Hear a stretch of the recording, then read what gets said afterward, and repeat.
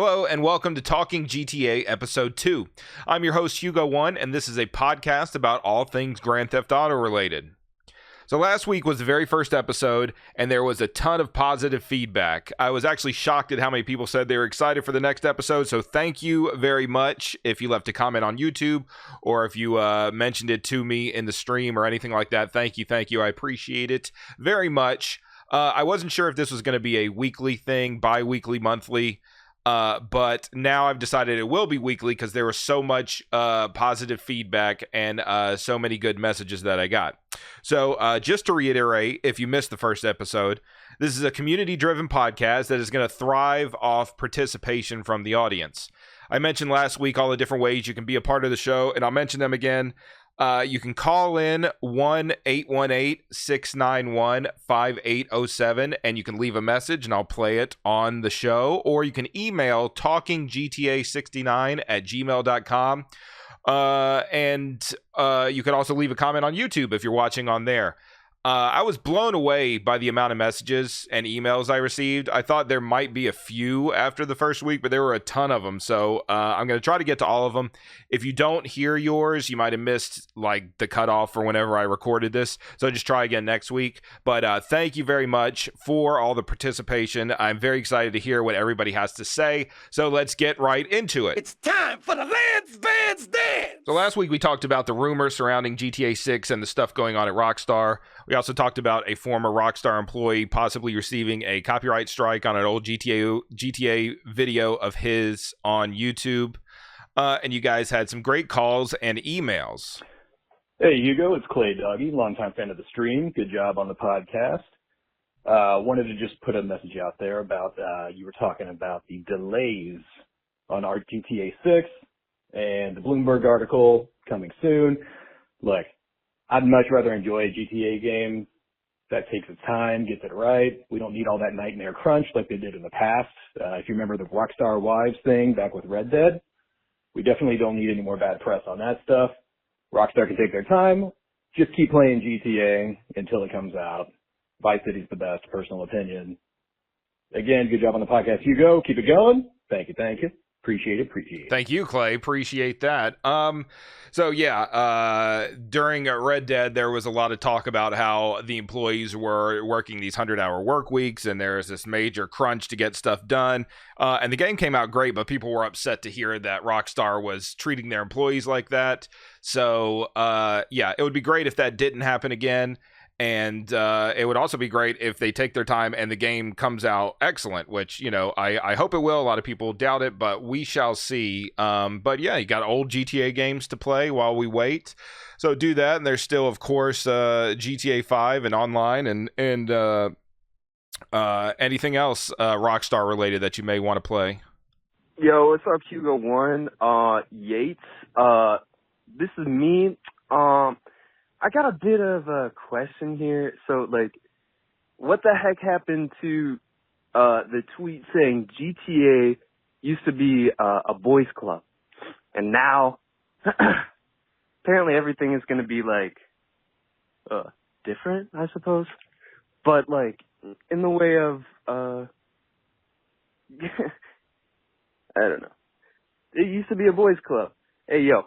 Shout out all the homies out there, Walkie.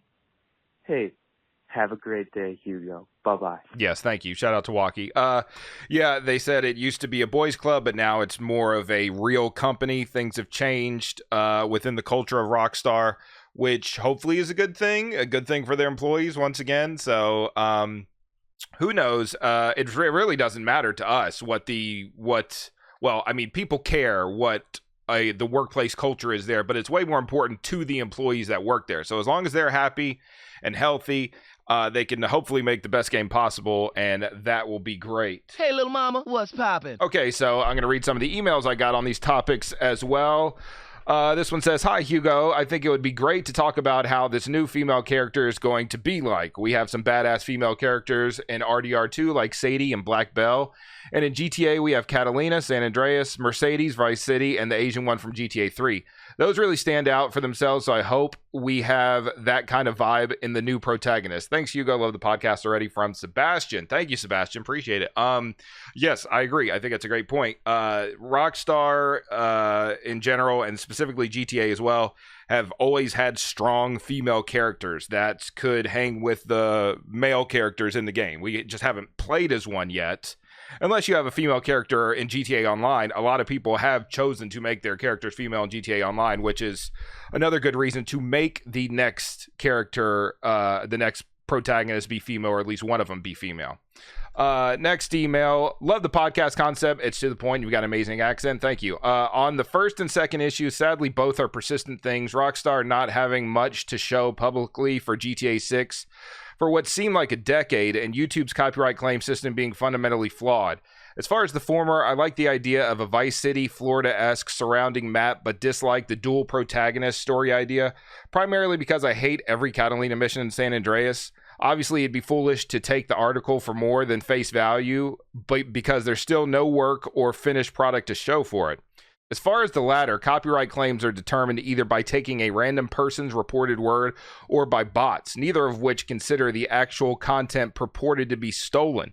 Ultimately, putting that video's profits on hold while an actual human verifies the claim makes sense, considering how little ad revenue actually brings in, but any more than that is just a cheap prick move that really exemplifies how shitty YouTube's become in attempting to get more money. Yes, I understand that completely. Yes, the copyright system, it's so hard to tell what who did it. Was it real? Was it phony? Was it somebody trying to pretend to be somebody else? Whatever the case may be.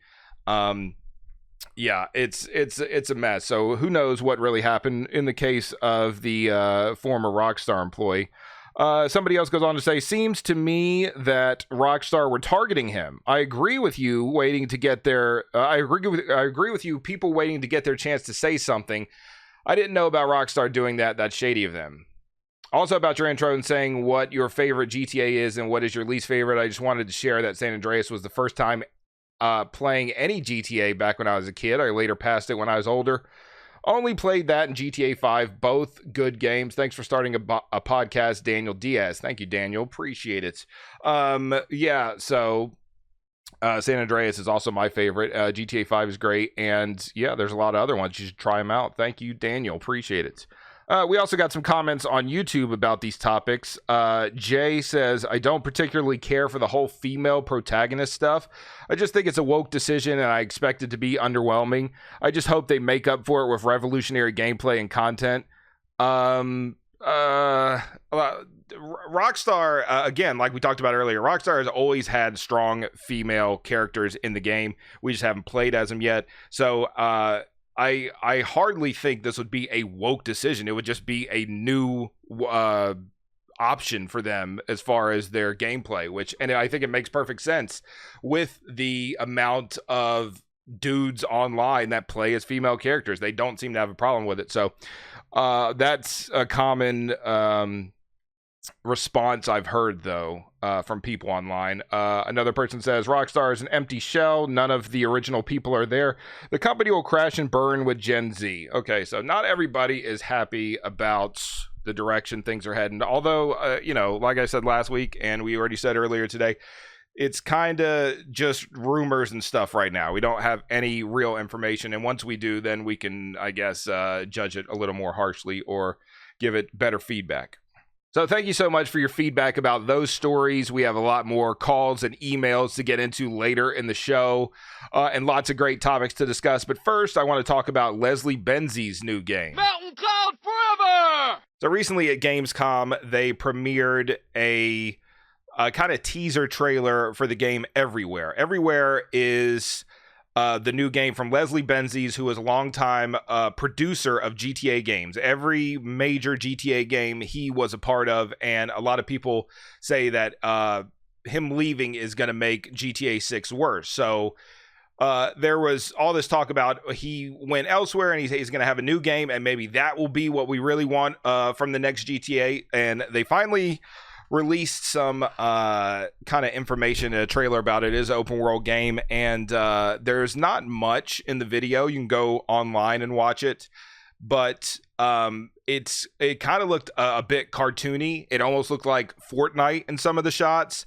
So there was a little that looked like it maybe kind of GTA-esque, but for the most part, it didn't look at all what I was expecting. So it could be a great game, and it could be just a total departure from what the stories that he worked on GTA and the style of game, besides it being open world. He said that is what that's going to be. So it could be kind of a combination of the open world idea with maybe something like a Fortnite or whatever. Who knows? Whatever it's going to be, it looks like it is going to be different than an exact GTA replica or GTA clone. So that'll be exciting for people to play, have something different, but it doesn't look like it's something that people should hope to replace a GTA game. So tell me what you think. Give us a call at 1-818-691 5807. Leave a message. You can talk about everywhere. You can talk about Leslie Benzies leaving Rockstar and what that means. Dan Houser also left Rockstar, and Laszlo's gone. I mean, there's a lot of changes happening at Rockstar, so I understand why people may be concerned about the next GTA. But, you know, it is still the GTA series. Those that are working on it will, I'm sure, be very familiar with GTA games, and they could add their own spin. It could be much better than they have been recently, especially for those that were not a fan of GTA 5. And there are a lot of them, although it's, you know, still the most popular Grand Theft Auto game of all time as far as sales and stuff. So anyway, outside of that, GTA related, there is a kind of event going on in GTA Online with Sprunk versus eCola, which I think is a cool little fun thing to do with the GTA brands that we've known for such a long time. So you get to pick your favorites and kind of support that brand. You can join official Sprunk or eCola crew on Social Club, and you can build up your crew rank, which will allow you to apply crew colors and the iconic Sprunk or eCola logos to personal vehicles and clothing. And then to basically just vote for your favorite, you drink the soda out of the machine. You go find a Sprunk machine and you drink a Sprunk, and that gives you one vote for Sprunk. Or you go to an eCola machine, drink one eCola, that gives you one vote for eCola. And it says you can cast as many votes as you like by pounding as many cans of the good stuff as your stomach can handle from Sprunk or eCola vending machines, convenience stores, or snack bowls across Los Santos and Blaine County. Each one counts as a vote, which is kind of ironic considering there's a bug or a glitch in San Andreas where if you drink too many cans of Sprunk, it corrupts your save. That was talked about a lot recently with the definitive edition, but I think that applies to the original as well. So maybe that's where they got the idea for this and they wanted to play off of that. They don't mention that specifically, but I think it's funny that that's the way to vote, considering that was kind of talked about with the definitive edition coming out. So anyway, yeah, lots of fun Sprunk versus eCola stuff in GTA Online. I'm Team Sprunk all the way. Sprunk is, I like the colors. I feel like I remember that being a thing in GTA games longer than eCola, maybe not. But the classic Orange 12 pedestrian, who we lovingly call Tweelave, has a great line that says, "My heart don't pump no Sprunk." So, you know, he likes to drink it, but he's not sweet on the inside, if you know what I'm saying. So, yes, love some Sprunk. So, Team Sprunk all the way. Yeah, you can let me know what you think and go online and have some fun with that. Also, there's new cars and stuff and different missions and all that stuff. Same thing as they always do with GTA Online updates. So, check that out. Okay, so now that that's out of the way, let's get back to the calls and emails and comments and all that stuff, because you guys had a lot of cool stuff to talk about. So let's get right to it. You want the chainsaw, gringo? All right, let's get to the emails first. First one, I've been a big fan of you for a long time. My name on Twitch is Bamney Psycho. I don't know if you remember me. I love the podcast idea. Thank you, Bamney. I was wondering, what is your super honest opinion on the writing of GTA San Andreas story and or characters? Like the whole story, does it have any plot holes? What are the weak and strong points? And what would you change about the story or about certain characters? Or did the story feel perfect to you and you wouldn't change anything? What do you think about cut content they couldn't implement due to technical limitations? I like the story. San Andreas is probably my favorite story of all the GTA games. I think that kind of all the different things you get to do, it starts with this, gang banging in Los Santos, and it just spreads to CJ doing all these amazing things and meeting this crazy cast of characters. So, I love that as far as the story goes. Technical limitations. I've heard that they were considering implementing the 3 protagonists switch with that, but couldn't do it at the time, and saved it for eventually for GTA 5. But I don't know. I liked being just CJ. So I didn't mind the 3 protagonists in GTA 5, but as far as San Andreas goes, just being CJ and making him overcome all the BS in his life and become successful, I enjoyed that very much. But thank you, Bamni, for the email. GTA 6 question. What would you rather have when it comes to the next GTA? A more casual, arcadey style game like GTA 5 San Andreas, or a more realistic, serious style game like Red Dead 2 or GTA 5? That's from Oren. Thank you, Oren. I think a mix of the two would be good. I think they can do that. I definitely want something that is very action driven. Like while I'm playing, I can skip cutscenes. If there's a lot of dialogue, I just want to be able to skip it. Red Dead 2, I think, was way too slow paced, and it had a lot of stuff where you kind of just stood there, or you pushed up on the right stick to pour a drink, or you lit the dynamite and you had to do it with the controller. I just want that stuff to go by quickly. So I like a lot of action in the game. I want to be able to play quickly. But I was much more of a fan of San Andreas in 5 than 4, to be honest. So I think I would like more of an arcadey style. Thank you, Oren. Appreciate it. Hello, my name is Alice. Alex. I hope I'm saying that right. I know I'm not. And I'm a huge fan of yours. I usually watch your YouTube because it seems like I never catch you live on Twitch. My question is, have you ever thought about doing different challenges, or do you have any plans to do more? I know you did Flying Cars, Mirrored World, Chaos, etc., which I really enjoy. Thank you, friend. Yes, I'll do it all. We'll do this, do that, we got planned to live for many more years. So hopefully there'll be many more speedruns. Thank you, friend. Okay, next email. Hello there, longtime fan from Poland here.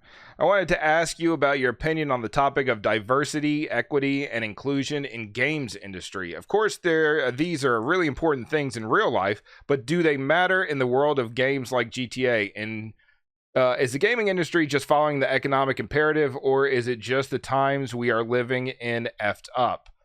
I'm somehow afraid that Rockstar will choose to implement real-life politics into the game in non-ironic way, and that it will have repercussions on the quality of the game.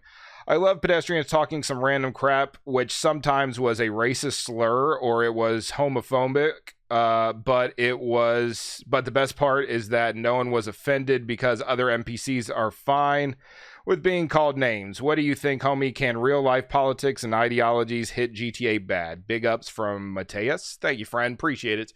That's a heavy topic. So I think Rockstar, when it comes to diversity, Rockstar has always had a diverse cast. All these games have had diverse cast of characters.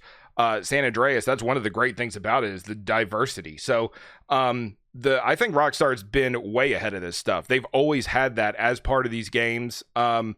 And so if you see it as part of the next GTA game, I think it's important that we tell, newcomers, when they say, Rockstar's being so woke. No, Rockstar's always done this. They've always done this type of stuff.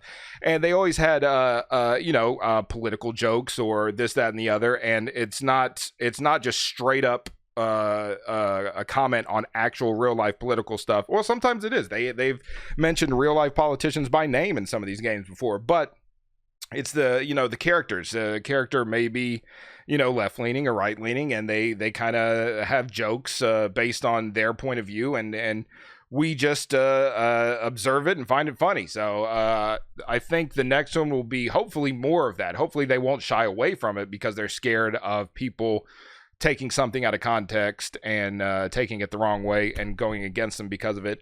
As far as name calling and stuff like that, I think that, as the world changes, Rockstar has no problem changing with it, and they won't include things that are no longer acceptable. I mean, you're talking about 20 years ago, GTA 3 came out, and the world was a different place. So some things in that game could have been acceptable that now are not. And we saw some of that with the re-release in the definitive edition, where some things were changed. And if anybody has a problem with that, I can't really understand it. They're trying to make things better for everybody. They're not trying to prove a point by saying that they'll never change. They don't mind changing, and that's okay. I mean, that's kind of life. That's the life we live. So that's my thoughts on it. Thank you for the email, though. Appreciate it. Hugo, love your vids, Mang. I love GTA, but recently I've come to realize that I don't enjoy GTA 5 as much as the others, mainly because of the multiple protagonists, not because I don't like them, but because I don't like having to switch between them for specific things. But on Twitter, I got a lot of flack for my opinions and views. My question is, do you think the GTA community is toxic? Yes. Well, I guess there's more to it than that. But thank you, Dante, for the email. So I think we live in a world where there's the internet, and you kind of don't have the fear of like repercussions when it comes to the things you say on there. You can kind of just say whatever you want, and a lot of times you're celebrated for being negative online and saying somebody's stupid because they have a different opinion than you, or whatever the case may be. So, there's a lot of negativity within the GTA community, especially like on their Twitter page. Anytime they post anything, you will always see, don't care. Where's GTA 6? Don't care. Who cares? What about GTA 6? Blah, blah, blah, blah, blah. And those people will get a lot of likes, and they'll say, yeah, everybody will pile on and say, yeah, Rockstar, where's our stuff? But I guarantee if you saw Sam Hauser in the street and you just approached him and said, hey, stupid, where's the next GTA game? Everybody that heard you would be like, wow, that dude is fucking cringy as shit. So things that happen online are not necessarily like a reflection of how people are in real life. I think there's so many GTA fans that a lot of them would either agree with your point that they don't like multiple protagonists because you're talking about the first GTA game with multiple protagonists, or they would say, oh, okay, yeah, I get it. I get that why somebody wouldn't like that, but I do. So, we agree to disagree, so on and so forth. And you just go forward. But so is the GTA community toxic? I think it's just more so just kind of how, I guess, social media is, where you can like get kind of everybody's opinions as quickly as possible is going to be something that's kind of sketchy like that. So yeah, but I hear you. I like the three protagonists, but I can understand why somebody wouldn't. So anyway, thank you, Dante, for the email. Luke says, have you played any Yakuza games? If so, which one is your favorite? I have not. I've heard they're good. I look forward to playing them eventually, but I have not played them at all. You know who likes Yakuza games? Waki. We heard from Waki last week. And he was great. Thank you, Waki. But thank you, Luke, for the email. Another Luke. My name is Luke. I grew up playing GTA Trilogy and GTA 1 and 2. I was about 10 when I first played GTA 3, and then a year later, at age 12, I played GTA Vice City. Then a few years later, I played San Andreas. All the games from back then give me a lot of nostalgia. The question I wanted to ask you is, what Grand Theft Auto gang is your favorite? Also, do you like provoking gang wars randomly in GTA 3 and GTA Vice City? I remember using the cheat to force people in your car in GTA Vice City a lot and then driving them to an enemy territory. I actually would roleplay as if I was in the gang too. I hope GTA 6 will have more gang activity and involvement, like being able to join the faction or gang of your choice and build a relationship or become a mercenary like in GTA 1 and 2. Anyway, thanks for your time. Apologies for making such a long message. No problem. Thank you, Luke. Sometimes I thought the gang kind of aspect of these games was fun. Other times it didn't, especially if I was just going through a neighborhood and some rival gang started shooting me up and I died. I wouldn't like that. But, it was fun to have, certain people you were loyal to and, you went after the rival gang member. So especially like San Andreas, you're Grove Street, you go against the Ballas, the Vagos, or whatever.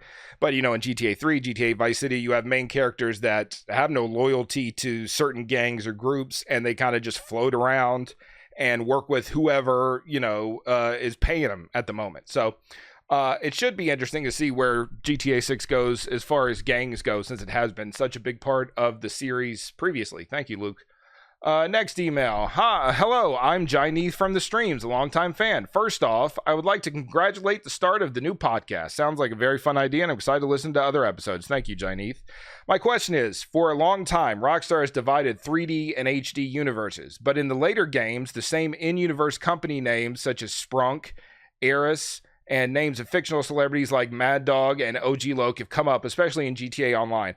What are your thoughts on this? Do you ignore the division and just accept the universes as together like so many other people? Or are these names and people just some people, companies that exist on more than one universe? Thanks in advance for your reply. Thank you, Jyneth. I think that in the beginning, I thought, okay, Rockstar says they're different universes, so don't expect to see CJ or anything from the previous universe. So I was like, okay, that's fine. But then they do kind of bend the rules in certain ways, like with the radio. They have across universes, they have radio hosts that are the same, which is fine. I'm not bothered by it. The thing with like Mad Dog, OG Low, kind of Easter eggs here and there, that's fine. Doesn't bother me at all. The fact that it's always, same cities, different universes. I guess all these things are fine, but sometimes they seem to blur the line a bit too much. Like they got to make up their mind whether they want to keep them separate or they do cross over. I think in the recent Franklin DLC, there was a mention of Burning Truth's weed farm years ago or something like that. So there's a cross of universes. David Cross on the radio in a GTA update recently talked about Zero, but I mean, I think that was kind of like a funny kind of little Easter egg thing. So I don't know. They seem to allude back to it a lot. So why not just connect these things? I don't know. So who knows? Thank you, Jyneth. Appreciate it. All right. Hello, sir. My question for you is, what are your thoughts and concerns about the next GTA 6 game? Big fan and sending much love. Thanks. Have a blessed one. Thank you, friend. I just hope GTA 6 has a good storyline, good single-player storyline, and it's, not too slow-paced and not like sitting and watching a movie. I hope there's a lot to be played. Thank you. Hey, Hugo, just watched the first episode on YouTube, and I'm very excited to see this as a series. I like the format so far, and I'm keen to see you give some more in-depth answers to these questions without having to complete 4-star monster at the same time. Yes, exactly. Thank you. I've got plenty of questions to throw at you in the future, but there's one that's been burning in my head for years. Newer viewers might not know about this one, but whatever happened with that fake $100,000 donation from Mania123 on your charity stream? Did the mods figure out how they managed to game the system like that? That was genuinely one of the wildest moments I've experienced watching your channel. All the best, homie. Hope you're doing well. Woods from New Zealand. Thank you, Woods. Yeah, so if you didn't see that, there's a old stream on my YouTube channel where we were raising money for charity, and if you donated a certain amount for charity, you got to put cheats into the game. So I was working with some company that collected the donations for the charity, and so the payment was through their website. So apparently it wasn't very good, and I don't know if this is true or not, but so what happened was some guy started donating very large amounts. We were like, oh, shocked. We were like, oh, this is amazing. He's like, yeah, I'm he had some story behind it. This was years ago. I can't remember, but it got to the point where it was outrageously large. Like you said, $100,000 or something. So we were getting suspicious, and somebody from the company looked into it and said, yeah, they're able to put any amount they want and it goes through, but then it declines their card or whatever. So my guess is he was using like some gift card that had like $1 on it, and would put the gift card information in, and the system would just say, okay, here's a credit card. We got the credit card. This is how much they say they're donating, $100,000. But then it gets declined, but it still goes through on the alerts or whatever. So hopefully that company fixed their deal. That was such a negative experience. I kind of never wanted to work with them again. Not that it was their fault. Some, asshole was taking advantage of a glitch in their system, which is not cool, especially when it comes to charity. But anyway, yeah, that was a wild experience, but thank you, Woods. Next email. Love your videos. Watching a video of yours always brightens my day. Thank you. Godzilla is my all-time favorite monster. I know GTA has a mod for Godzilla to attack. Is it possible to have Godzilla chase you around while doing GTA? I want him to destroy you. Thanks. Josu, I think that says. Thank you, Josu. Appreciate it. Yeah, that sounds interesting. Godzilla is cool. I don't know. Who knows? Godzilla could come to GTA Online in the future, the way things are going. But thank you. Maybe one day. What is your opinion of GTA Online, and do you ever play much? Personally, I've grown tired of it. By the way, I'm subscribed to you on YouTube, and you're the inspiration behind me eating pizza and sushi when I play San Andreas. Thanks, Hugo, from Daniel. Thank you, Daniel. I hope you enjoy that. I enjoy pizza and sushi during my 100% runs. As far as GTA Online goes, I used to play a lot. When it first came out, I played a bunch and would, just kind of do whatever, a little bit of races here and there. I'd sell a baller every 45 minutes to get $9,000, eventually get an apartment. It was a lot of fun. And then I started doing a lot of playlist modded races and last team standings, and that was a ton of fun. But it kind of passed me by, and I don't know a lot about the bunkers and CEOs, and there's a whole lot going on in online that when I get on there, it's markers all over the map. I have no idea what's going on.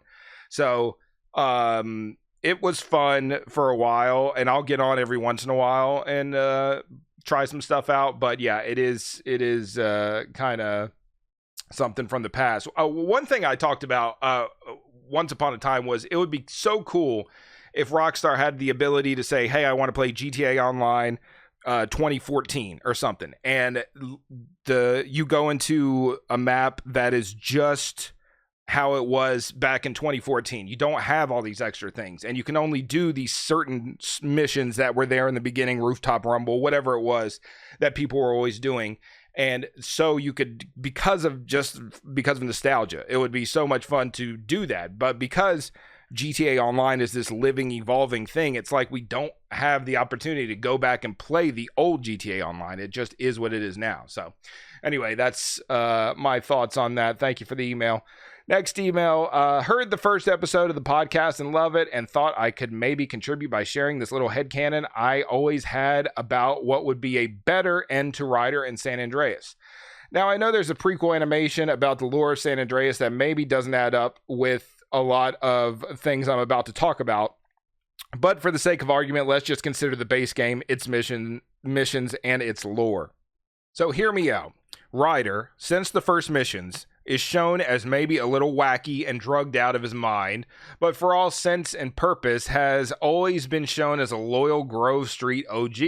From some dialogue with CJ, we learned that he even hit a teacher in school for wearing Ballas colors. His missions are all about getting guns for the Grove and getting them back up, different from Big Smoke missions where there's always an angle with him, or either the mission is about something for himself or him secretly working with Crash and Tenpenny. So maybe you can see Big Smoke's betrayal from a mile away, but maybe you can't. But in my point of view, Ryder's betrayal definitely doesn't and shouldn't make any sense. In my mind, you can fix this by changing 2, maybe 3 moments tops on the game. Here's how I'd fix that. First of all, Ryder dies in the Green Saber. He's not in the garage with Smoke and Tenpenny. He's out there fighting for Grove and with Sweet, and gets ambushed. As soon as CJ arrives, he's killed by surrounding Ballas, and Sweet, always the Busta, gets shot and wounded. This deepens the emotional attachment you have with the game itself. Now it's not just about you Busta-ass brother getting locked up and you always losing your set. It's about revenge for one of your best friends. It's about Ryder. Second, Ryder is never with the Loco Syndicate since he's dead, and all appearances of him are replaced by Smoke. Actually makes a whole lot more sense because Smoke is ambitious and manipulative and can handle business and betrayal. It doesn't make sense he would send Ryder to a meeting.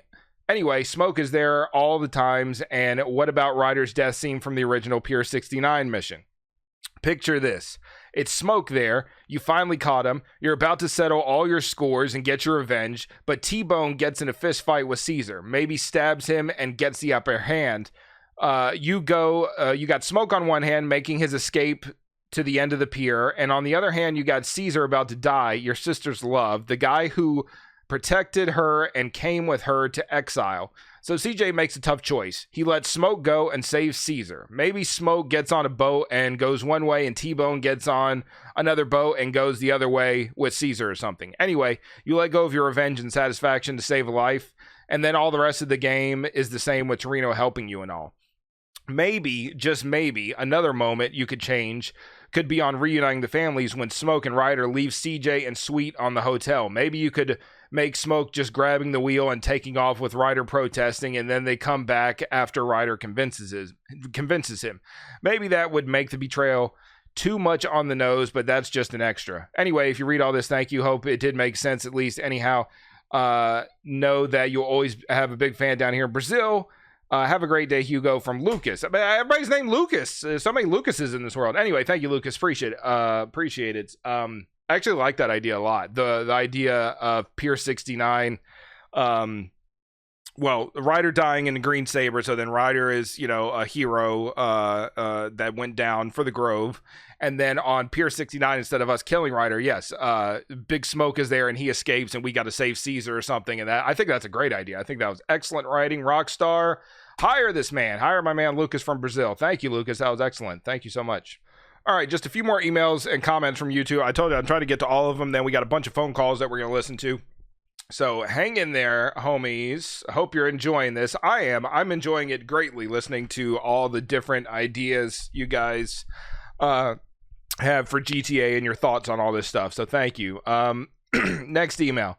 What did you think about the GTA San Andreas new deluxe co-op mod from Keizo M? What are your comments about this mod? And are you going to use this mod for your streams? I did co-op and it was a lot of fun. Any kind of updated co-op mod sounds great. Hopefully that'll happen. Thank you. Guito, thank you for the email, appreciate it. If all the GTA characters met up, what do you think would happen? From Luffy, thank you, Luffy. I think that CJ would be the boss of all bosses. That's what I think would happen, because he's the man. I don't know, their personalities would clash too much, kind of like how Michael and Trevor couldn't coexist because I guess they were too strong. They had their ideas on how things should be done were too different, So I think they wouldn't get along. The protagonists would not get along. But thank you, Luffy, for the email. All right, next email. Hugo, love the podcast idea. Wanted to ask a few questions about GTA map size. Feel free to discuss any of the following on the show if you'd like. What are your thoughts on GTA 6 map that's on the larger side with some rural areas as opposed to a smaller one with more urban features and enterable buildings? Personally, I think GTA 6 is going to have an area like the Everglades IRL. I'm hoping they even port over some of the hunting mechanics from RDR, similar to that side mission you can do in GTA 5. I've always liked the kind of the rural areas with stuff like that. I think that's a good part of these games. Like, obviously, the original Vice City didn't really have that. So if they did have like an Everglades to go along with it, I think that would be pretty cool. And yeah, so like the hunting and stuff in Red Dead 2 would be fun out there. You could wrestle an alligator or something. I think a problem that plagues a lot of open world games is a huge map without lots of corresponding activities that make it feel more alive. Are there any side activities you'd like to see make an appearance in the next GTA? Excuse me. I always like races. I think racing is a great side activity in all GTA games, and it takes advantage of all the different parts of the map. Now with GTA Online, you got stuff in the sky. There's racing everywhere, all over the map, and you can really take advantage of it. So that's my main one, but there's probably tons of other things. Like, there's so much parachuting in GTA 5. I kind of felt that was like, it felt like we were parachute enthusiasts. So something like that, maybe a little less parachuting, and then you could add in, like, if it's in Vice City, there won't be snowboarding, but, skateboarding, like a skate park or something like that. That'd be pretty sweet. Let me see. What do you think of a map that isn't connected? In other words, you need to take a cutscene plane or boat to get to the rest of the map. I would be fine with that as long as, I guess it wasn't. They didn't make you sit through a plane ride or something. They didn't want to make it seem too like super realistic. So you went and got on a ferry or something to go to another island, and then you had to wait there the entire time. I want to be able to get over there quick. If I go to the airport, you buy your ticket, and the next thing you know, you're there. So something like that would be fine with me. That would also be good for something like online, where you just have more map space to create races and other activities like that. Do you think showing the GPS route on the minimap makes the game more accessible or prevents people from exploring the map? I think it's better, in my opinion, because when I start playing one of these games for the first time, I would say, oh, you got to drive over here. Okay, let me pause the game. Let me look at the pause menu map and try to figure out what's the best route to get there. Because I was always trying to get there as fast and as efficiently as possible. GPS kind of just cuts out the need for the pause menu map for driving to just for getting to another place. But I hope that the game has a lot of replayability, and then you can kind of take the back roads, or you can go however you want to go, or you can figure out a better route than what the GPS tells you. So, but I'm pro GPS in all these games. What are your thoughts on a dynamic map that changes over time, like roads being built, potholes appearing and getting fixed? That seems pretty serious, and I think that would be probably cool. I don't know how hard that would be for the company to make, but I think that would be pretty cool to see. I'd probably if it actually happened, I'd probably hate it. I would probably be like, look at all the fucking potholes in the road. This is terrible. I can't believe this is, why is it they don't need this? A video game, not my real life. So I say that sounds like a cool idea, but when it actually happens, I'm not sure how I would feel. But all those questions were from Tagon Drake. Thank you, Tagon Drake, for the email. Appreciate it, friend. Okay, now some comments on YouTube. Yali's404 asks, what is your take on Definitive Edition haters nowadays? If you don't like it, don't play it. The great thing about the Definitive Edition is the originals still exist, and I know people say, well, they took them down. You can't buy them anymore. You can buy them again on Rockstar's game launcher. You can buy the original, just the original if you want. Hopefully they'll be back on Steam eventually, but I think that there was way too much kind of over-the-top anger at a company for putting out a video game. I could never understand it. We, touched on that earlier about how people get so, worked up, so they want to really tear you down if they don't agree with you or whatever. So instead of just disliking the game, they have gone out of their way to make other people's lives miserable because they like it. So it's unfortunate, but again, that's the way of the world. That's how things are these days. But anyway, thank you, Yalis, for the comment. Sorry if I'm dying here. I'm not used to talking straight this much. I am normally streaming and I got a game in the background and stuff. I can let do some of the talking. But anyway, next comment. Hi, Hugo. Greetings from Australia. Been watching you for a few years now. Love your charisma and charm. Thank you. Got two questions for you. What is something about the GTA San Andreas storyline that irks you and why? What is something about the GTA experience that you'd like to see change in the future, and how so? Keep up the good work, mate. The real Chris K on YouTube. Thank you, friend. Let's see. As far as something about the GTA experience that I'd like to see changed in the future, I guess I would say maybe being able to enter into more buildings. That was something I heard about, I guess, with GTA 5 when it came out. I was like, oh, you're going to be able to go into every building. And as we now know, that's not the case at all. But I'm sure there's some technical limitations and a lot of work to be done to make all these different interiors, but that would be something cool to have where you could just go inside somewhere, especially if, you're in a gunfight with somebody online. You can run inside somewhere to hide from them. They got to follow you in there. Then you got to fight them through the stairwell or something like that. That would be interesting. Something about the San Andreas storyline that irks me and why. That's a good question. Excuse me. I don't know. I think people have always had this issue with Ryder was never supposed to be a bad guy and all that stuff. I didn't have a problem with it. I always thought Ryder was dick to CJ, and that he kind of, I didn't feel bad about killing him because, I felt he was always jealous of CJ and was always talking so much shit, so fuck him. But outside of that, I mean, I've been pretty clear about how Sweet is an asshole to CJ, even though CJ is doing everything for him, especially at the end of the game when he gets him out of prison, and CJ's still a dick about stuff. So yeah, or I mean, Sweet's still a dick about stuff. So yeah, I'm no fan of Sweet. All right, last comment for today. Felt like calling this in, but feel it'll just be blown up to get to, so I'll ask Hugo here. Do you think GTA 6 should resort back to GTA San Andreas gameplay, but enhance it with Liberty City, Vice City, like the United America mod? or would you rather see a whole new GTA city? This is what I'd call with. Thank you, friend. I think that years ago, somebody from Rockstar had said, "Oh, we really want to do a GTA world where we connect all these cities and you can move between them and stuff." And I thought that was a good idea, and I think that would be fun. As far as a new city, I'm not really interested in. I would love to see like a modern day Las Venturas. I think that would be great. Modern day San Fierro, something like that would be awesome. But as far as a whole new city, whatever it is, I'll play it, and I'm sure it will be fine.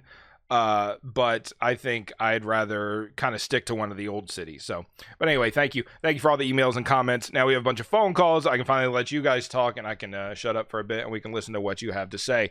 So here we go. Let's see. All right, let's go to the phones. Hello, caller. You're on Chatterbox. Hey, Sweet Johnson, a whole ass baby back bitch. Yeah, thank you for the call. I agree. Couldn't agree more. Thank you very much. So there's this theory that I have way back when GTA San Andreas first came out, and it was during the first mission when you go out and you start getting into your bike. If you press a certain amount of, I don't know if it's 5 or 10 times, you press the X button, you might grow your penis at least 15 inches. So my question is your cock 15 inches? Thank you. Yeah. Yes, it is. Thank you for the call. Hey, Hugo. I got a couple questions. Has GTA or Rockstar in general ever reached out to you to be a part of or get some information from you, anything like that, for an upcoming GTA or for patches or anything like that? And will you ever get a GTA related tattoo?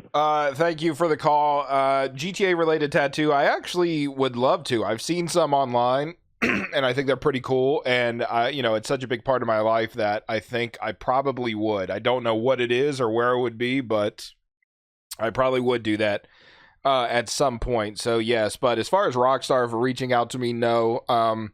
Whenever the definitive edition was announced, I reached out to them and I said, "Hey, look, I love this game. I play it. I would be thrilled to have work with you guys in any way possible to promote this game." And they emailed me back and said, "Hey, we can give you a free copy of the game," and that was it. That's all they did. So they gave me a download code for the Switch version. That's the version I asked for because I'd already bought the PC version. So that's the only direct contact I've ever had with Rockstar in that type of capacity.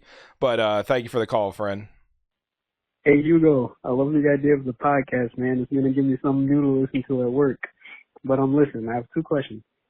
One, what are your thoughts on like a San Andreas story? Because, I think there's still so much in that world that could have been expanded on. And two, have you ever thought of adding like a second mic to the podcast? I know it just started. It's the first episode, but having someone to bounce your ideas and stuff off of, I don't know. But yeah, that's it. Thank you for the call, friend. Appreciate it. Second mic, maybe one day, who knows how this thing will go. Right now, the second mic is really just all these phone calls and emails and stuff. So I get to hear from you guys and discuss all these things that way. So I'm enjoying it so far, although again, I'm losing my voice. I'm talking too much here. I wasn't ready for today's mega all these emails and phone calls and stuff, but thank you, friend. Anyway, San Andreas stories. Yeah, a lot of people always say, "Oh, Brian." That would be the obvious one. I guess they could, because of the way Vice City Stories was with a dead brother and the story of the dead brother and what led up to the death and all that stuff. But I would love to see San Andreas stories about Caesar and his gang and how he met Kendall, and maybe even what goes on, how he hears about the Green Saver and Tenpenny and all that stuff. Well, who's his contact? Where's he getting his information from? So yeah, anything regarding Caesar as far as the San Andreas stories, I think would be awesome. But thank you, friend. Next call. Hey there, Hugo. I sent an email, but I figured I'd go ahead and send a voice message too.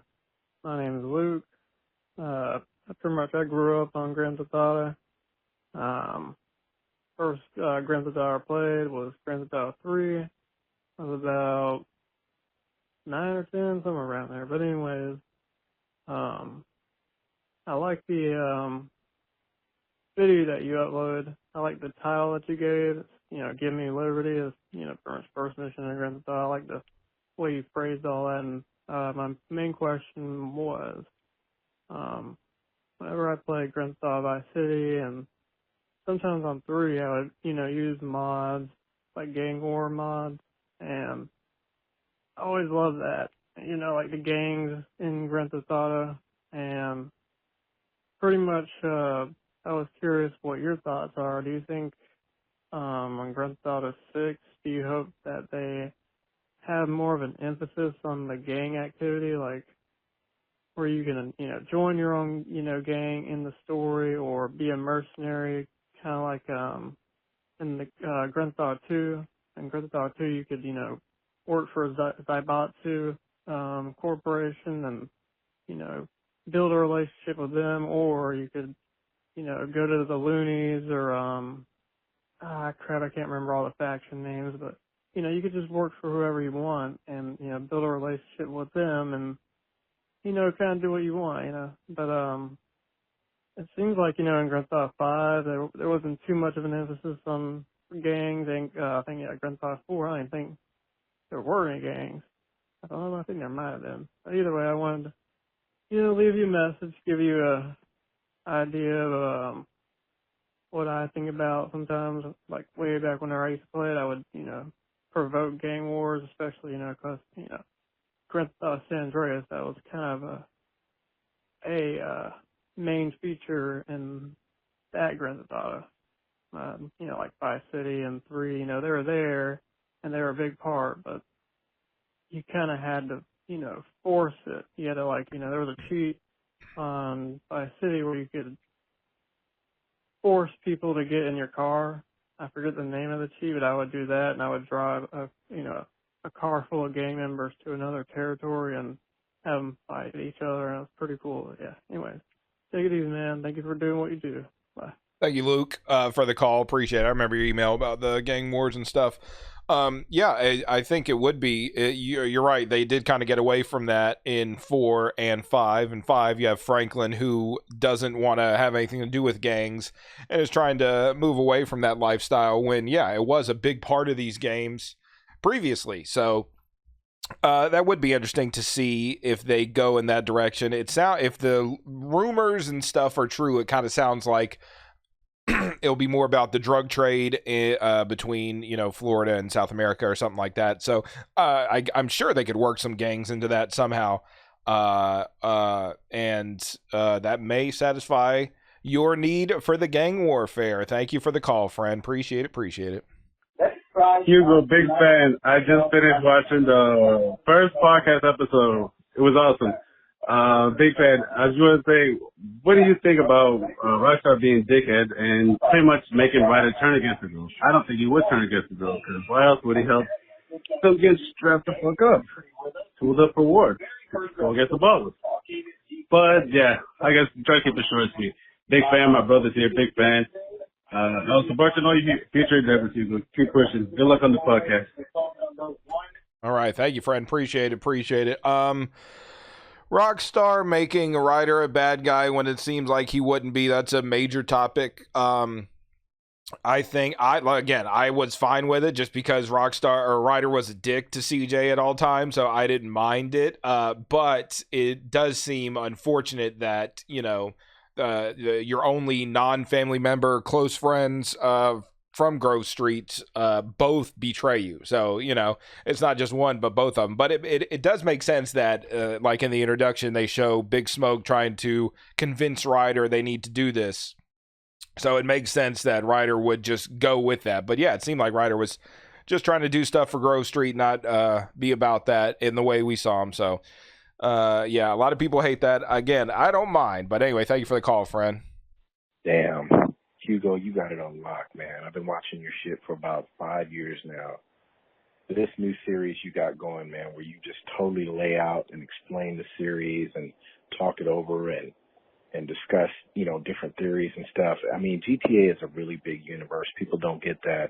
Just really appreciate what you're doing, man. Keep up the great work. Yeah, thank you.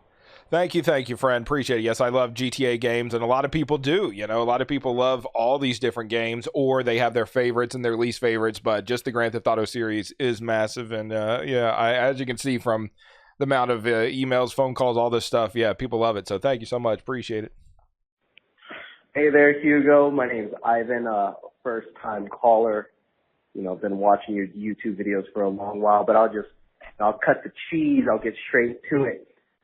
In Grand Theft Auto 4, there's this ad in there that goes ahead and talks about censorship. And I kind of wanted to go ahead and get your opinion on censorship, especially in video games and stuff like that, especially with how, you know, Grand Theft Auto San Andreas with the hot coffee mod and all that stuff, and you know, Grand Theft Auto 3 being a very controversial game. You know, what do you think about that type of controversy? Because I really do feel like that's what involves games. Because I'm not wrong, in Grand Theft Auto 4, one of the ads that they had about you know, they were talking about censorship, and they were talking about censoring just bad words in TV, right? Because it was a TV ad. And I remember the ad being something about it went something along the lines of why don't you come over here and lick my banana bread? And, you know, me and my brother, the first time we listened to that, the funniest shit we ever heard. So yeah, if I can just go ahead and get your opinion on, you know, censorship in video games, I'd appreciate that. And you keep up that great work, my guy. Appreciate it. Peace. Thank you, Ivan. Appreciate you. I think that, you know, these games, they have a rating system, and the, you know, Grand Theft Auto games are rated mature, and they should be able to exist just like an R-rated movie exists without, you know, people losing their shit over profanity or sex or violence or whatever. Just because it's a video game doesn't mean it's for kids. And I think that's part of the problem with the censorship of games. People just automatically assume, oh, video game for children, and a lot of stupid ass parents think that too, so they'll get their kid any game without thinking, you know, maybe this isn't age appropriate, and so everybody gets all worked up about it. Hopefully we're getting to a place where people realize, no, some games are not for children, and it's okay that they exist for adults, and they have these things, they don't need to be censored in that way. But yeah, Rockstar, always funny with commercials and stuff like that. Thank you for the call. Appreciate it. Hello there, Hugo. I just wanted to ask you about your perspectives when it comes to replaying GTA 4 and maybe how some of the elements in that game can be applied to any future GTA release. Like, for example, I feel that when it comes to GTA 4, the storyline and the sort of grit that the game exudes, it's something that was net positive for me, at least when I first played it. I feel that it was kind of like the first time in which the characters were not really cardboard cuts or cliches. So I liked the depth that they gave to character development, and you know, how that relates to the overall kind of like gray atmosphere of the game. So I'm not saying that, you know, future GTA releases have to be as stark as GTA 4, but maybe I just wanted to ask, now that you're playing it again, if you feel that maybe some of those positive elements can translate onto a future release, or do you want to see a GTA that's closer to GTA 5, or maybe back to basics with like the classic 2D games? I just wanted to leave that question. Thank you. Oh, thank you for the call. Appreciate it. Yeah, GTA 4 was a bit kind of dark. The atmosphere, the gray atmosphere, the gritty storyline, all the things you said. Yeah, that was for a GTA game. I wasn't really expecting that. I was expecting a lot more goofy stuff, and there was some funny stuff in there, obviously. But yeah, that kind of was different than I expected. So for the next one, I would rather it be more like GTA 5 or like the 3D games. But again, what's most like you said, playing GTA 4 recently, I like it a lot more. It's a lot of fun. There's a lot of fun things to be done in that game, but again, like, yeah, the darkness of it all is just not for me. I'd rather be more lighthearted and kind of goofy. But thank you for the call, friend. Appreciate it. Hey, yo, what up? It's Diogenes the Apathetic from YouTube. You're listening to Talking GTA with Hugo 1 from YouTube. What up, though? Ha ha! Thank you. Yes, you are listening to it. Thank you, friend. Appreciate it. Yo, what's up, Hugo One? You got big old conies, man. Big old conies. Nah, I was wondering, here's a question I got for you. What's the earliest memory, GTA you ever played? Or what's the first time do you remember as a memory? Like, what year? The earliest, I guess, the first GTA you ever played. And also, on GTA 6, when do you expect GTA 6 to be released? Any suggestions or anything based on leaks or anything? All right. Daniel V, heading out. Thank you, friend, for the call. Appreciate it. And you have big cojones too, man. Thank you. I think GTA 6, they said 2024, and people thought that was too optimistic. So I guess after you get past 2023, the 10-year anniversary of GTA 5, it really doesn't matter. They could continue to push it back all they want, and they won't be under any deadline. So, yeah, 2024 at the earliest, I think, is when it'll come out. My first memory of playing GTA was in either 2001, 2002. I was in high school. I was actually in my technology class in the 10th grade, and some guys in front of me were looking at a gaming magazine, and there was an ad for Grand Theft Auto 3, and they were both like, yeah, this game is great. It's awesome. And I was like, oh, wow, never heard of it. And so I went to Blockbuster, rented it, and just loved it. Just played it a ton until Vice City came out. I loved that. I loved GTA 3, and it was a great introduction into the series, especially since it was the first 3D GTA. But thank you for the call, friend. Hey, Hugo, you sexy motherfucker. I think you should talk about the definitive editions and how bad they are. They're just awful and how they could stack up to the originals. Thank you. Love you. Bye. Yeah, I think that's an important point to say, how they stack up to the originals. A lot of people have talked about how terrible they are, and it really is in comparison to the original games. If you take them just as they are by themselves, they're still some of the greatest games of all time. You get 3 of them for the price of 1, and they play on modern consoles. They take advantage of, graphics cards and stuff on gaming PCs. So they're not necessarily for the people that are big fans of the originals and that can still play the originals.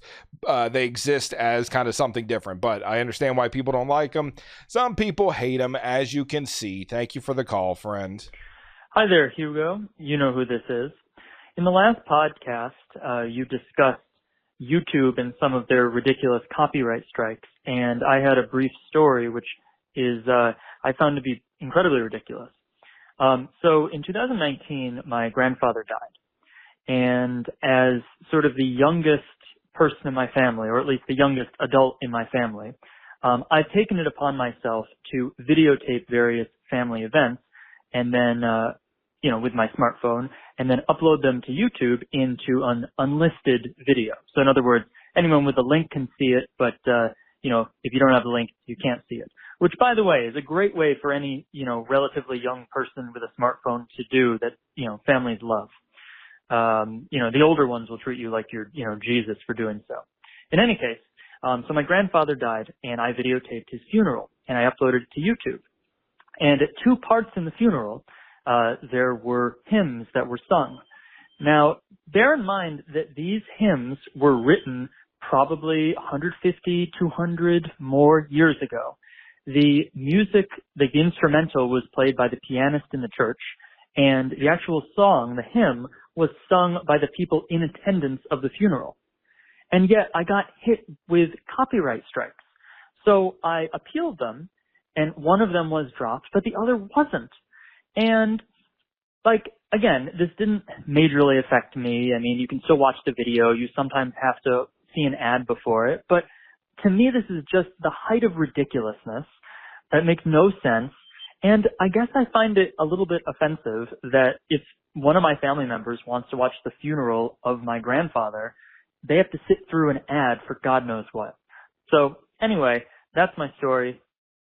Stay cool. Thank you for the call. Appreciate it. Yeah, I agree. The copyright system on YouTube is a mess, and it can be easily taken advantage of by who knows who. Whenever I've gotten copyright claims on videos, I really dive in. If it doesn't, because a lot of times they'll say Universal Music Group or the usual suspects of popular music. But if it doesn't, it may say something else, and I got to dive in deep and figure out who is this person that's making the copyright claim or company or whatever. And sometimes it's led to a company that represents, artist or whoever outside of the normal record labels, and it's legit. But sometimes it's just some rando who's doing it, and it's something like that with hymns and stuff. That's crazy to hear that happened. So yeah, I hate it. I hear you. Thank you for the call. All right, hello. My name's PenisSheep69 on YouTube, and I'd like to pose a question to all Rockstar fans out there. Have any of you ever played The Warriors? Now, The Warriors is a Rockstar game that came out in 2005. It kind of came out silently because no one ever talks about it. And it has to be one of the most underrated Rockstar games that has ever existed.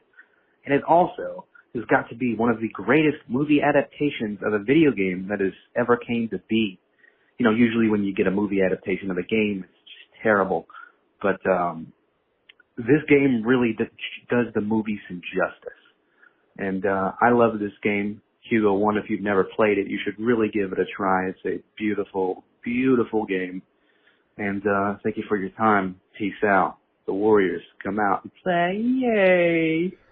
Thank you, PenisSheep69, for the call. I've never played The Warriors. I've never seen the movie either. I wanted to watch the movie and then give the game a try, and I couldn't find it on any streaming service when I looked for it, so I'll have to look again and check it out and then play that. I've heard mixed reviews. I've heard some people say it sucks, but other people have said it's great, just like you did. So interesting stuff. Thank you for the call, friend. Appreciate it. Okay, that is all the calls and all the emails. We got through all of them. Sorry if I didn't get to yours. I might have missed the cutoff. Feel free to call again next week or this week now. From here, when you're hearing this, call in now. Send an email now. Let me give you the phone number. If you want to call, it's 1-818-691-5807. And then also you can email talkinggta69@gmail.com, and you talk about anything you want. I think we had a great time talking about all these different topics today. Thank you so much for doing that. Sorry to Walkie, we've run out of time. Maybe we'll talk to him next week. People seemed to enjoy him last week, but we had so much stuff to talk about this week that we didn't have time to do it. I want to briefly thank the members on YouTube. There's a little join button on YouTube. You can click that and become a member. And some people have done that for my YouTube channel. I want to thank them real quick. Jonathan Miller, who's a new member. Thank you. Searwit. Janta Pollock, who's a 1-month member. Thank you. Zach W, 1-month member. Thank you. Lucas, 9-month member. Thank you. Katsune Teku, 9-month member. Thank you, friend. And True Forever, 13-month member. Appreciate it. Member, it's like slang for penis, man. I don't know what the hell YouTube's thinking with this membership, but thank you for being a member, friends.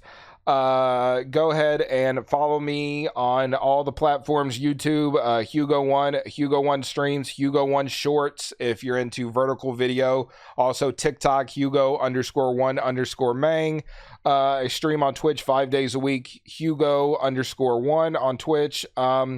This podcast can also be heard on Spotify, Apple Podcasts, Google Podcasts, and many other platforms as well. Just look it up wherever you get your podcast from. Look up Talking GTA and start listening that way if you're not already. If it's not on there, it should be soon, within the next few weeks or something like that. So, but that's it for this week's episode. Thank you so much to everybody who sent an email, called in, left a comment, left a like on the video, interacted with this in any way. Thank you so much. I'm having so much fun with this so far. Can't wait until next week. Thank you. Goodbye.